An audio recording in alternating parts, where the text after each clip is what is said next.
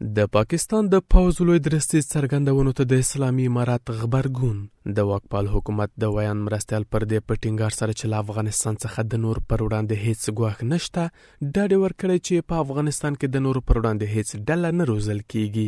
اوس له افغانستان نه هیڅ چاته تهدید نه دی متوجه او نه داسې تشویش ځای لري چې څوک د چا پر ضد دلته وروزل شي.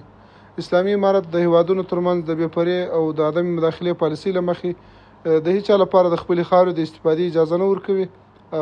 نو دغه ډول اندېښنې پر ځای نه دي. بیا هم اطمینان ورکوو له پاکستان سره اړیکې زموږ لپاره مهمې دي.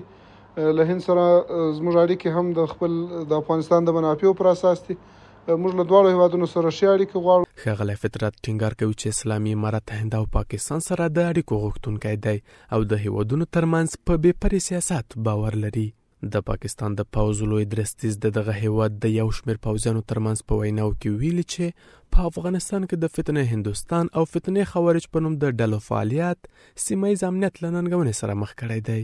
زموږ ګاونډی ورور افغانستان یو اسلامي هیواد دی او موږ له هغې سره د ښو اړیکو غوښتونکي یو، خو له دوی څخه یوازې یو څه غواړو، د هند نیابتي ترهګرو فتنې هندوستان او فتنې خوارج ته د حضور اجازه ورنه کړي.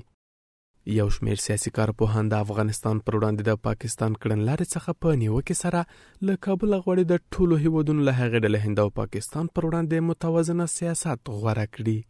باید در مناسبات فیما بین پاکستان و هندوستان توازن حفظ کنیم. نه تنها با پاکستان و هندوستان باید در تمام مناسبات توازن حفظ شود و در جنگ‌های اونا باید همانطور در طول تاریخ بی‌طرف بودیم، امروز هم بی‌طرف باشیم. در 4 سال گذشته حکومت اقتصاد محور عدم مداخله در امور کشورها و امنیت را حکومت سرپرست افغانستان به جهان پیام داشته.